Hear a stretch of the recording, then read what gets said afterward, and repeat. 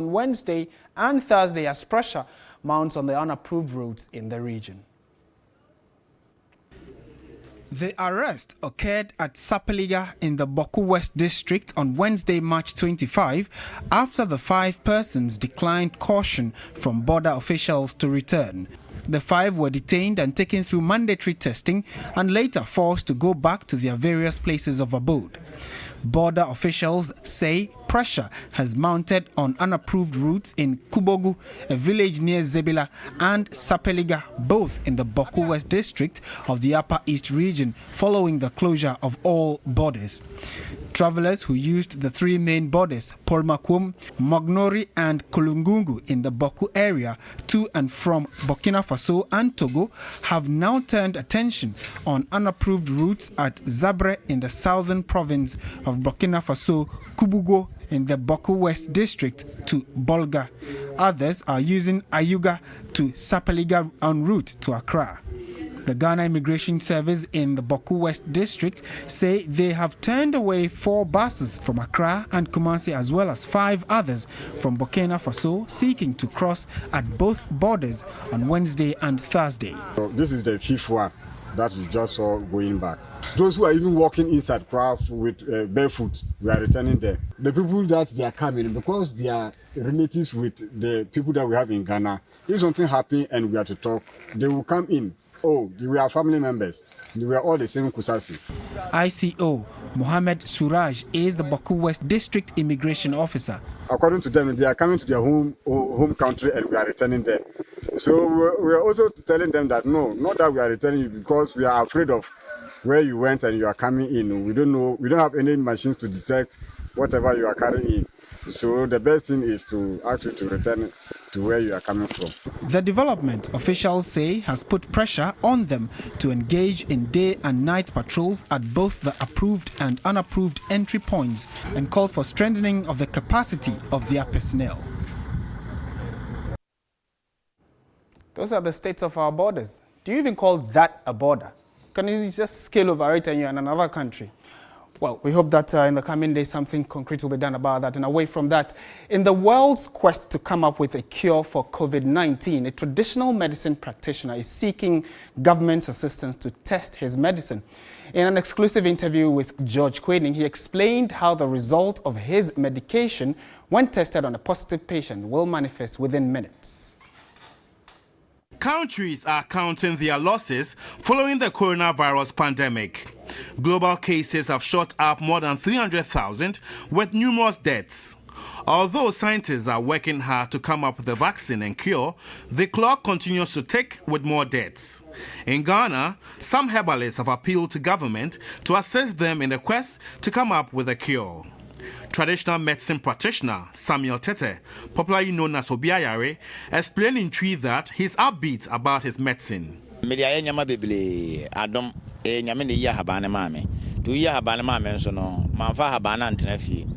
doye timidi asa yale bebele mami ametimi say yale a eche woni pa say yale ye yale boni etra ni paso di ni panya no metimi aye ho adwuma bebele enti we ni ba ni mi hu ayalefo no ye na so se na ye si kire ni de mi wogidie se ye de adro ni ben wo ma within 24 hours no ye benya. According to him, HIV/AIDS, tuberculosis, stroke and asthma patients have some positive feedbacks to share regarding his medication. The medicine has gone through some testing at the Noguchi Memorial Institute for Medical Research. A medical researcher at the institute and medical research coordinating director of the Independent Emergency Medical Research Committee on COVID-19, Dr. Nana Ohene Asante said the potency in the medicine to cure diseases is extremely high. Trying to solve these kind of problems through Western medicine and also pharmacological practice is very, very hectic and also dangerous. But one thing that I want to put out there is epidemics and the related diseases such are not only solved with pharmacological practice and also the Western medicine. So I believe that from my research views, I believe that the medicine is very effective and also we should believe in what we have in Africa. Ghana has so far recorded 3 deaths with cases rising. Countries are counting their losses regarding COVID-19. Here in Ghana, we've got a traditional medicine practitioner who's come up with a medication, and for him, it works like magic. He just wants some positive patients to test this medication on. Will government heed to his concern? Time will tell. Josh Quenin, TV3 News, Accra. We go to the presidency now. President Akufo-Addo has urged individuals and groups calling for a lockdown of the country to consider the consequences on the populace. At a closed-door meeting with the leadership of the Trades Union Congress, the president, however, said he is engaging all stakeholders to ensure that government takes the best decision in the interest of the population. The meeting, at the instance of the leadership of the Trades Union Congress, was to find out what more measures government is taking, including a possible lockdown, to deal with the COVID-19 pandemic. The Trades Union Congress said it is ready to support government efforts at finding measures to deal with the spread of the coronavirus, including a possible lockdown. We wrote to express our support and to assure you that we will be with you, and we also pray for you.